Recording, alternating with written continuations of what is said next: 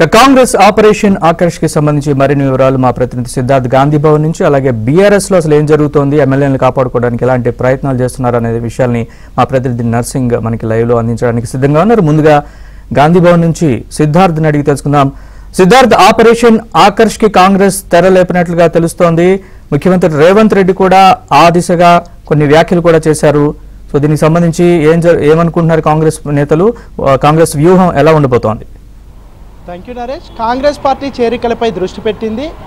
సహజంగా అధికారంలో ఉన్నటువంటి నేపథ్యంలో ఇతర పార్టీలకు సంబంధించినటువంటి నేతలు కాంగ్రెస్ పార్టీలోకి భారీగా వస్తున్నారు. కాంగ్రెస్ పార్టీలో చేరడానికి ఇటు రాష్ట్ర స్థాయిలో కొంతమంది పైరవీలు చేస్తూ ఉంటే, కొంతమంది జాతీయ స్థాయిలో ఏఐసిసి పెద్దల్ని కలిసి తాము కాంగ్రెస్ పార్టీలోకి రావడానికి సిద్ధంగా ఉన్నట్టు చెప్తా ఉన్నారు. ఇక చాలా రోజుల నుంచి కాంగ్రెస్ పార్టీకి సంబంధించినటువంటి మంత్రులు ఒక విషయాన్ని పదే పదే చెప్తా ఉన్నారు. తమతో చాలామంది బీఆర్ఎస్ పార్టీకి సంబంధించినటువంటి ఎమ్మెల్యేలు టచ్లో ఉన్నారని, మేము గేట్లు ఓపెన్ చేస్తే వాళ్ళందరూ వచ్చి కాంగ్రెస్ పార్టీలో చేరుతారని చెప్తా ఉన్నారు. ఇక నిన్న రేవంత్ రెడ్డి ఈ విషయానికి సంబంధించి స్పందించారు. తాము గేట్లు తెరిచామని ఒక ఇండికేషన్ ఇచ్చారు. వచ్చేటువంటి వాళ్ళు రావడానికి సిద్ధంగా ఉండాలని, వచ్చే వాళ్ళు వచ్చి కాంగ్రెస్ పార్టీలో చేరాలని ఒక ఇండికేషన్ ఇచ్చినట్టు మనం అర్థం చేసుకోవచ్చు. ఇక దాంతోపాటు చాలా రోజుల నుంచి బీఆర్ఎస్ పార్టీకి సంబంధించినటువంటి ఎమ్మెల్యేలు తమతో టచ్లో ఉన్నారని, ఒకవైపు ప్రభుత్వం కొద్ది రోజుల్లోనే పడిపోతుంది అని కొంతమంది వ్యాఖ్యానిస్తూ ఉంటే, బీఆర్ఎస్ పార్టీకి సంబంధించినటువంటి ఎమ్మెల్యేలు మాత్రం ప్రభుత్వానికి ఇబ్బంది వస్తే మేము సహకరించడానికి సిద్ధంగా ఉన్నామని చాలామంది ఎమ్మెల్యేలు చెప్తున్నట్లు కూడా రేవంత్ రెడ్డి స్పష్టం చేశారు. ఇక కొన్ని రోజుల నుంచి గాంధీ భవన్లో వరుసగా చేరికలు జరుగుతూ ఉన్నాయి. ఎమ్మెల్యే స్థాయి నేతలు, ఎంపీ స్థాయి నేతలు కూడా కాంగ్రెస్ పార్టీలో చేరుతున్నారు. కొంతమంది సిట్టింగ్ బీఆర్ఎస్కి సంబంధించినటువంటి ఎమ్మెల్యేలు, ఎంపీలు కూడా కాంగ్రెస్ పార్టీలోకి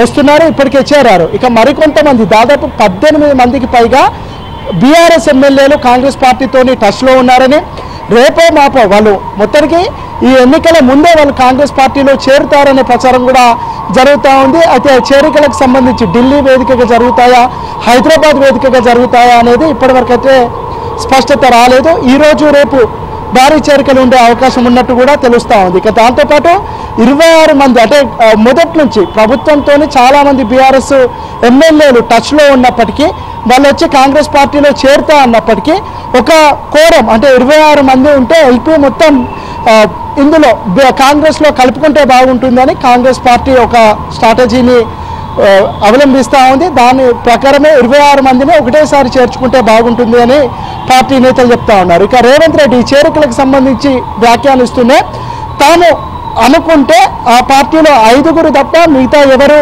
ఉండరు, అంటే కాంగ్రెస్ పార్టీకి బీఆర్ఎస్ పార్టీకి సంబంధించి కేసీఆర్ ఫ్యామిలీకి సంబంధించినటువంటి 5గురు తప్ప మిగతా వాళ్ళందరూ కాంగ్రెస్ పార్టీలోకి వస్తారని రేవంత్ రెడ్డి చెప్పారు. ఇక 3-4 రోజుల నుంచి అయితే కీలక నాయకులు ఇటు వరంగల్ ఎంపీగా ఉన్నటువంటి పస్నూరి దయాకర్ గాంధీ భవన్కి వచ్చి పార్టీలో చేరారు. దాంతోపాటు ఇటు బీఆర్ఎస్ ఎమ్మెల్యేగా ఉన్నటువంటి దానం నాగేందర్, అదేవిధంగా రంజిత్ రెడ్డి ఎంపీగా ఉన్నారు బీఆర్ఎస్ పార్టీకి సంబంధించి, ఆయన కూడా కాంగ్రెస్ పార్టీలో చేరారు. ఇటు మల్లారెడ్డి కొడుకు, మల్లారెడ్డి అల్లుడు, వీళ్ళు ముగ్గురు కూడా కాంగ్రెస్ పార్టీలో చేరడానికి సిద్ధంగా ఉన్నట్లు ఒక ఇండికేషన్స్ ఇస్తున్నాడు. దాంతోపాటు ఆయన ఇటీవలనే డీకే శివకుమార్ కాంగ్రెస్ పార్టీలో ద మోస్ట్ పవర్ఫుల్ లీడర్, ఆయనను కలిసి కాంగ్రెస్ పార్టీలో చేరడానికి తాను తన కుటుంబ సభ్యులు సిద్ధంగా ఉన్నట్టు చెప్పినట్టు తెలుస్తోంది. ఇక దాంతోపాటు ఇటు లోక్సభ ఎన్నికల కోసము పక్క పార్టీలో ఉన్నటువంటి స్ట్రాంగ్ లీడర్లు కాంగ్రెస్ పార్టీ తరఫున వాళ్ళతోని ఎంపీగా పోటీ చేస్తే బాగుంటుంది అనుకుంటున్నటువంటి నేతలతో కూడా కాంగ్రెస్ పార్టీ సంప్రదింపులు చేస్తూ ఉంది. దాంట్లో భాగంగా పైలశేఖర్ రెడ్డి కాంగ్రెస్ పార్టీలో చేరడానికి సిద్ధంగా ఉన్నట్టు, ఆయనతో సంప్రదింపులు చేస్తూ ఉన్నట్టు ఈ కాంగ్రెస్ పార్టీకి సంబంధించినటువంటి నేతలు చెప్తా ఉన్నారు. మాజీ మంత్రి ఇంద్రకరణ్ రెడ్డితో కూడా సంప్రదింపులు జరుగుతున్నాయని కాంగ్రెస్ పార్టీకి సంబంధించినటువంటి నేతలు చెప్తా ఉన్నారు. మర్రి జనార్దన్ రెడ్డి మాజీ ఎమ్మెల్యే, ఆయనతో కూడా కాంగ్రెస్ పార్టీ నాయకులు చర్చలు జరుపుతున్నట్టు తెలుస్తూ ఉంది. దాంతోపాటు గుత్తా సుఖేందర్ రెడ్డి కొడుకు గుత్తా అస్మిత్, ఆయన కూడా కాంగ్రెస్ పార్టీలోకి వచ్చి భువనగిరి టికెట్ ఇస్తే ఆ టికెట్ నుంచి పోటీ చేస్తానని కూడా కాంగ్రెస్ పార్టీ అధినేత అంటే కాంగ్రెస్ పార్టీ అగ్రనాయకత్వానికి చెప్తా ఉన్నాడు. ఇట్లా వివిధ పార్టీలకు సంబంధించినటువంటి కీలక నాయకులందరూ కాంగ్రెస్ పార్టీతోని టచ్లో ఉన్నారు. ఇటు బీజేపీకి సంబంధించి కూడా సోయం బాబురావు ప్రస్తుతమైన సిట్టింగ్ ఎంపీగా ఉన్నారు, ఆయనకు ఆ పార్టీ టికెట్ ఇవ్వలేదు, ఆయనకు టికెట్ ఇస్తే ఆయన ఆదిలాబాద్ నుంచి పోటీ చేసే అవకాశం ఉంది. ఇట్లా చాలామంది కీలక నాయకులతోని కాంగ్రెస్ ఏఐసిసి ఇటు అదేవిధంగా ఇటు రాష్ట్ర పిసిసి వీళ్ళందరూ టచ్లో ఉన్నారు, వాళ్ళతో సంప్రదింపులు చేస్తూ ఉన్నారు. ఎన్నికలకు ముందే వీళ్ళందరూ కాంగ్రెస్ పార్టీలోకి వస్తారు. కొంతమంది బలమైన నాయకులు ఎవరైతే ఎంపీగా వాళ్ళను నిల్చోపెట్టి గెలవగలిగే అవకాశం ఉంది అనుకుంటున్నటువంటి వాళ్లకు టికెట్లు కూడా ఆఫర్ చేస్తారు. మిగతా వాళ్ళందరూ కాంగ్రెస్ పార్టీలో జాయిన్ అయ్యి వివిధ హోదాల్లో వివిధ పదవుల్లో పనిచేసే అవకాశం ఉంది. మొత్తానికైతే తాము పెట్టుకున్నటువంటి టార్గెట్ 14 సీట్లు గెలవడమే లక్ష్యంగా కాంగ్రెస్ పార్టీ ఒక టార్గెట్ని పెట్టుకుంది. దాంతోపాటు బీఆర్ఎస్ పార్టీకి ఒక్క సీటు కూడా రాకుండా నిలువరించే ప్రయత్నం కూడా కాంగ్రెస్ పార్టీ చేస్తూ ఉంది.